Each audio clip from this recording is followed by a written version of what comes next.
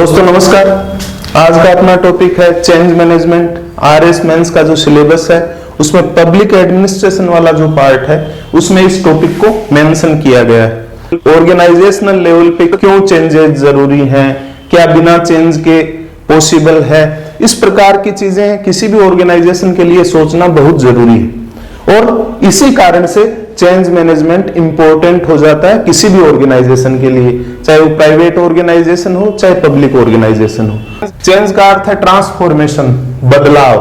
किसी भी चीज में बदलाव हो सकता है, स्ट्रक्चर संरचना में बदलाव, मेथड्स पद्धतियों प्रोसेसेस इनमें बदलाव, व्यक्ति के रोल में बदलाव और संगठन में काम करने वाले लोगों के बीच में जो आपस के रिलेशनशिप हैं उनमें बदलाव, या दो ऑर्गेनाइजेशन के बीच के जो आपस के रिलेशन है उनमें बदलाव। इन ट्रांसफॉर्मेशंस को कहा जाता है चेंज या परिवर्तन। परिवर्तन के मुख्य लक्षण क्या हैं या मुख्य विशेषताएं क्या हैं, तो हम कह सकते हैं कि परिवर्तन इनएविटेबल है, अवश्यंभावी है। कोई भी ऐसी परिस्थिति नहीं हो सकती जो परिवर्तन को रोक सके। परिवर्तन एक निरंतर प्रक्रिया है, कंटिन्यूअस प्रोसेस है, ये कभी रुकती नहीं है। कई बार हमें लगता है कि स्टैटिक है ऑर्गेनाइजेशन, लेकिन छोटे मोटे परिवर्तन उसमें चलते ही रहते हैं। और परिवर्तन वेरियस फोर्सेज का नतीजा है। बहुत सारे बल काम करते हैं, बहुत सारे इंटरनल और एक्सटर्नल फैक्टर्स काम करते हैं जो ऑर्गेनाइजेशन को फोर्स करते हैं कि वो स्वयं में बदलाव लाए। ये फोर्स कौन कौन से हो सकते हैं?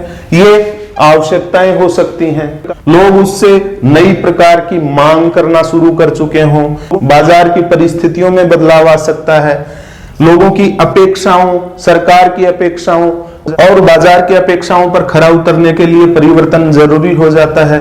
सामाजिक मूल्य है, सामाजिक प्रतिमान है, उनमें भी समयानुसार बदलाव आता रहता है और समाज संगठनों से नई प्रकार की अपेक्षाएं शुरू कर देता है। इसलिए संगठनों को स्वयं में बदलाव करना पड़ता है।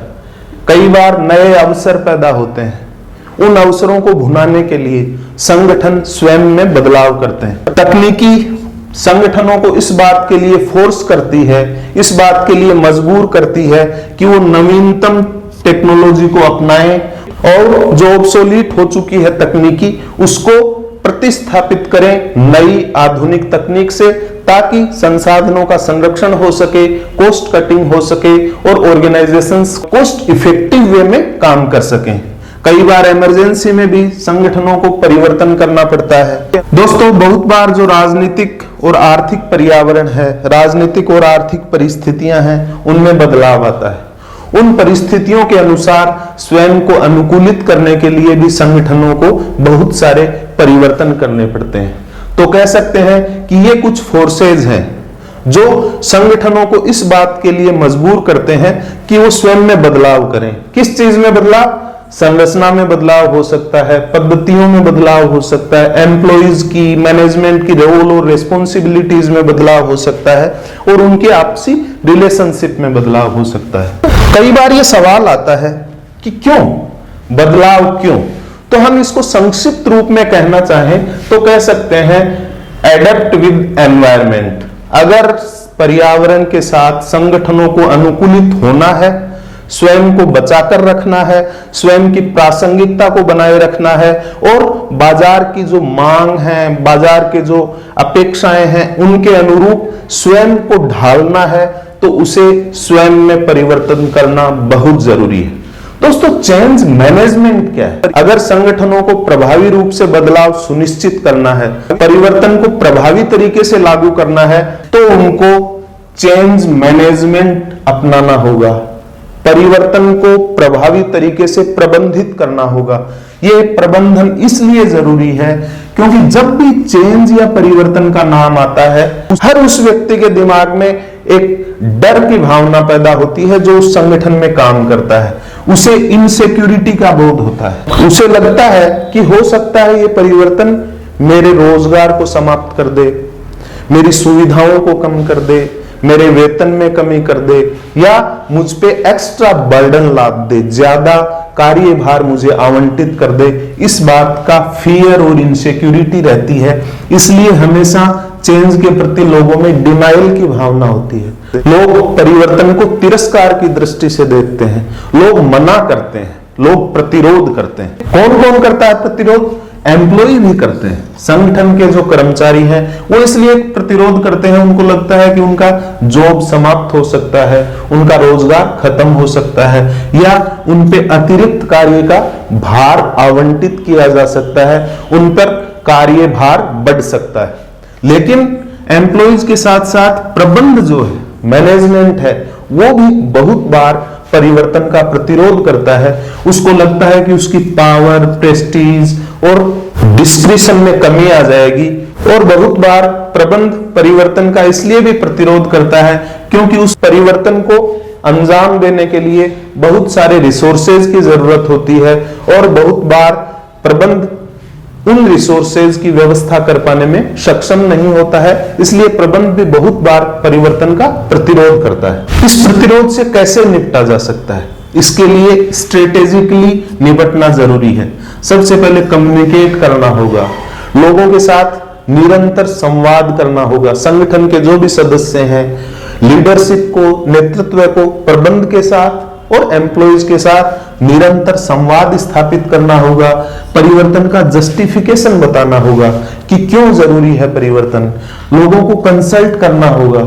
लोगों के दिमाग में जो भ्रम है, संगठन के सदस्यों के दिमाग में विविध प्रकार की जो असुरक्षा की भावना है, उसके बारे में उनके साथ निरंतर बातचीत करनी होगी, उनको समझाना होगा, उनको प्रशिक्षण देना होगा, उनको ये एहसास करवाना आवश्यक है कि ये परिवर्तन आपके लिए किया जा रहा है और अगर आपको किसी भी प्रकार की असुविधा होगी तो आपका सहयोग किया जाएगा। परिवर्तन के बारे में जो प्रतिरोध पैदा होता है उसको रोकने के लिए उस परिवर्तन से संबद्ध जितने भी बेनिफिट्स हैं, जितने लाभ संगठन को हो सकते हैं, कार्मिकों को हो सकते हैं, उन लाभों के बारे में बताया जाना चाहिए। और इसके बावजूद भी अगर एम्प्लॉइज लगातार डिनायल की अवस्था में रहते हैं, लगातार प्रतिरोध करते हैं, तो प्रेशर का इस्तेमाल किया जाना चाहिए, अनुशासनात्मक कार्रवाई का भय दिखाया जाना चाहिए।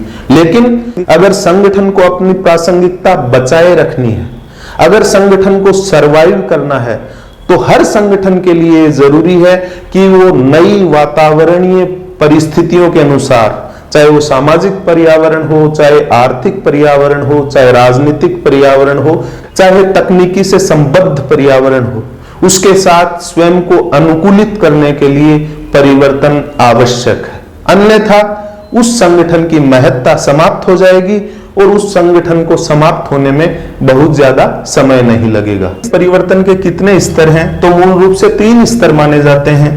व्यक्तिगत स्तर पे परिवर्तन, लोगों की भूमिका में परिवर्तन इसका एक उदाहरण है। समूह के स्तर पर परिवर्तन, जैसे संवाद की जो प्रणाली है, संप्रेषण की जो पद्धति है, उसमें बदलाव कर दिया, ये समूह स्तर का परिवर्तन है। परिवर्तन संगठनात्मक स्तर पर भी हो सकता है, जैसे 2 वेरियस प्रकार के ऑर्गेनाइजेशन आपस में मर्जर कर लें। अगर तरीकों की बात करें कि कितने तरीके हैं परिवर्तन के, तो प्रोएक्टिव है, रिएक्टिव है।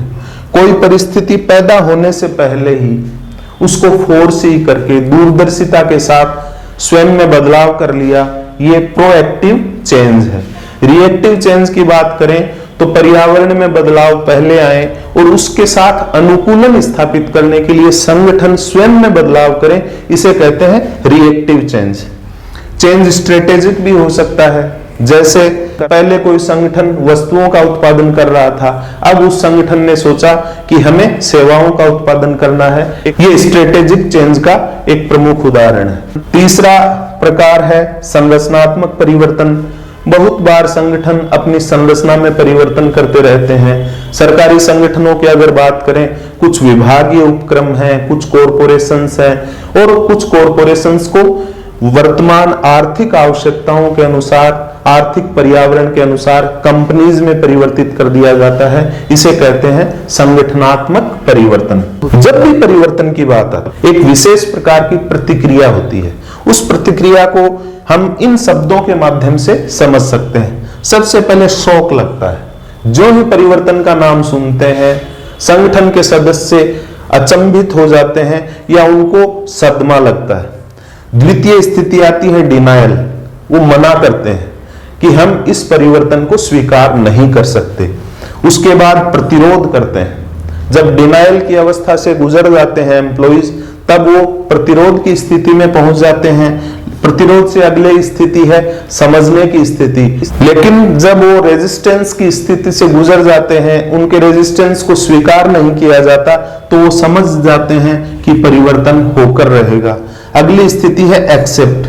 जब उनको लगता है कि परिवर्तन होकर रहेगा, तब वो उस परिवर्तन को स्वीकार कर लेते हैं और अपने जीवन में लागू कर लेते हैं, अपनी कार्य प्रणाली में लागू कर लेते हैं, अपने रोल और रिस्पॉन्सिबिलिटीज में लागू कर लेते हैं। और जो ही लागू करते हैं, तब उनको रियलाइज होता है हम प्रॉपर कम्युनिकेशन के अभाव के कारण ही शॉकिंग अवस्था में थे, डिनायल की अवस्था में थे, रेजिस्टेंस की अवस्था में थे। इसलिए उसको रियलाइज कर लेते हैं कि ये परिवर्तन संगठन के लिए और संगठन के सदस्यों के लिए जरूरी था। अगली स्थिति आती है एकीकरण की, इंटीग्रेशन, यानी जो संगठन के जितने भी एम्प्लॉय हैं वो उस परिवर्तन को स्वीकार करके, उस परिवर्तन को समझ करके और उस परिवर्तित परिस्थितियों के अनुरूप प्रभावी प्रदर्शन या प्रभावी कार्य करना शुरू कर देते हैं। इस स्थिति को कहते हैं इंटीग्रेशन या एकीकरण की स्थिति। दोस्तों, परिवर्तन के प्रबंध के बहुत सारे मॉडल हैं। आज हम 2 मॉडल्स की बात करेंगे। पहला मॉडल है कुर्ट लेविन का मॉडल। इसमें 3 स्टेजेस मानी गई हैं। परिवर्तन के प्रबंध के समय नेतृत्व को इन 3 स्थितियों से गुजरना पड़ता है, और अगर इन 3 स्थितियों से नेतृत्व प्रभावी रूप से गुजर जाता है तो सफलतापूर्वक परिवर्तन संभव है। पहला है अनफ्रीजिंग स्टेट। अनफ्रीजिंग स्टेज का अर्थ है अनलर्निंग ऑफ ओल्ड, यानी जो पुरानी तकनीक है, पुरानी पद्धति है, पुरानी प्रक्रियाएं हैं, पुरानी संरचना है, उनके बारे में अपने सदस्यों में ये भावना पैदा करना कि ये पद्धतियां, ये संरचना, ये तकनीकें अब ऑब्सोलीट हो चुकी हैं, अप्रासंगिक हो चुकी हैं। इसलिए हमें नई तकनीकों का, नई पद्धतियों का, नई कार्य प्रणाली का, नई प्रकार की सांगठनिक संरचना की आवश्यकता है। ये भावना पैदा करना अनफ्रीजिंग स्टेट है। अनफ्रीजिंग स्टेट में इस बात का पता किया जाता है कि परिवर्तन क्यों जरूरी है, परिवर्तन की क्या महत्ता है, इस परिवर्तन को अगर नहीं किया गया तो क्या परिणाम भुगतने पड़ सकते हैं। इस स्टेज को कहते हैं अनफ्रीजिंग की स्टेट। दूसरी स्टेज है चेंज। चेंज का अर्थ है कि जो भी इंप्लीमेंट करना चाहता है नेतृत्व, उसको लागू करना चेंज स्टेज है। तीसरी स्टेज है फ्रीजिंग, यानी जो चेंज लागू कर चुके हैं उसको स्टेबलाइज करना। इस स्टेबलाइज करने के लिए ये चीजें बहुत जरूरी हैं: communication, justification, consultation, training, support, benefit और प्रेशर। तभी ये चेंज स्टेबलाइज हो पाता है। दोस्तों, लेविन कहते हैं कि परिवर्तन को प्रभावी रूप से प्रबंधित करने के लिए एक टूल काम में लिया जा सकता है। उस टूल को कहते हैं फील्ड फोर्स एनालिसिस, यानी उस संगठन के जितने भी सदस्य हैं, बहुत सारे सदस्य उस परिवर्तन के पक्ष में होते हैं, बहुत से सदस्य उस परिवर्तन का विरोध करने वाले होते हैं। तो नेतृत्व को लगातार उन लोगों का सपोर्ट करना चाहिए जो परिवर्तन के पक्ष में है, और जो लोग परिवर्तन का विरोध कर रहे हैं या जिनको ये लग रहा है कि ये परिवर्तन नहीं होना चाहिए, उनको लगातार संप्रेषण के माध्यम से, जस्टिफिकेशन के माध्यम से उनके विरोध की जो प्रवृत्ति है धीरे धीरे कम की जानी चाहिए।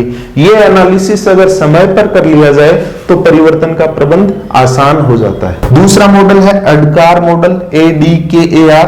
एडकार एक एक्रोनीम है जो इन शब्दों से मिलकर बना है। पहला शब्द है अवेयरनेस, परिवर्तन के प्रति जागरूकता पैदा करना, चाहत पैदा करना, डिजायर, जो परिवर्तन करना है उसके बारे में लोगों का ज्ञानवर्धन करना, उनको सक्षम बनाना, और उसके बाद उस परिवर्तन को लागू करके रीइंफोर्स करना।